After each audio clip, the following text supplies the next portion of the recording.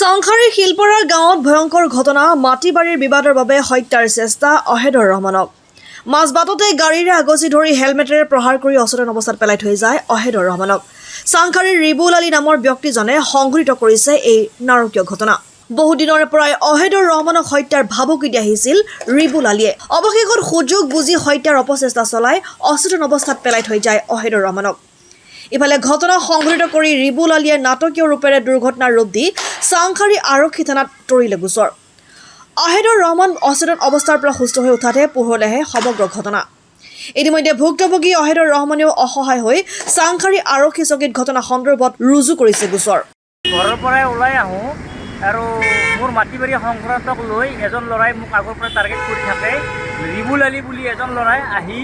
মোক বাইকৰ আগত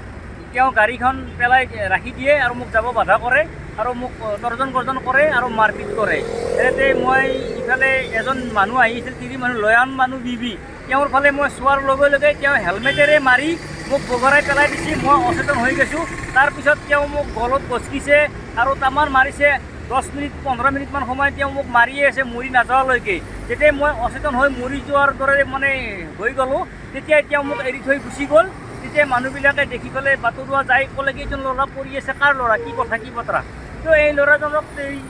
অহেদ আলীটো শুনেনে বুলি কৈ মোৰ ঘৰত খবৰ দিছিল খবৰ দিওঁতে মানুহ এটা মৰি আছে এনেকুৱা কৰি তাৰপিছত ঘৰৰ মানুহ যাই পেলাই মোক দাঙি লৈ আহিছে ঘৰলৈকে ঘৰত দাঙি লৈ অহাৰ পিছতে মই বহু আধা ঘণ্টাৰ পিছত ঘৰত অচেতন হৈ মোৰ মানে আৱাজ ওলাল বোলে বোলে মোকো যাতে মোক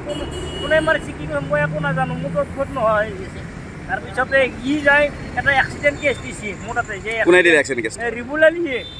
যে এক্সিডেণ্ট হৈছে এক্সিডেণ্ট কেছ বুলি তেওঁ দিছে যে মোৰ গাড়ীৰ লগত এক্সিডেণ্ট হৈছে বুলি কেছ দিছে তাৰপৰা পুলিচে কৈছে এইটো এক্সিডেণ্ট কেছ নেকি নহয় এইটো তুমি কেনেকৈ এক্সিডেণ্ট হ'ব এইটো মাৰপিট কেছ আপুনি এফআইআৰ দিলেনে মই এফআইআৰ দিছোঁ মই কিন্তু মোক মাৰা বুলি এফআইআৰ দিছোঁ কিন্তু তেওঁ এক্সিডেণ্ট কেছ বুলি দিছে তাৰপিছত পুলিচে কেছটো ধন্যবাদ দিছোঁ মই পুলিচক যে তেওঁ কিমান মাটিৰ 4 বিঘা মাটি সংক্ৰান্তত হৈছে কেছটো এইটো কেছ চলি আছে চিভিল কেছ আৰু হিয়াৰিঙো হৈছে সেইবিলাক কৈছে কি গ'লে কেছ বাদ দি হিয়াৰিং বাদ দি তোক মাৰি পেলাম কেছ পিছত ডিছমিছ হৈ থাকিব তোক মাৰি লিলেহে ঠিক হ'ব এই বুলি কৈ মানে ধমকি দি পেলাই আগৰ পৰাই মোক প্লেন বহুত দিনৰ পৰা কৰি আছে মই বহুত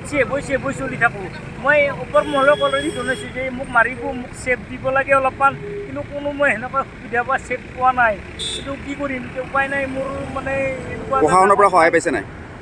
সহায় পাইছোঁ কিছু তথাপিও আৰু পাব লাগে আৰু বেছিখিনি পোৱা নাই নিউজ ডেস্ক ৰিপৰ্ট IND 365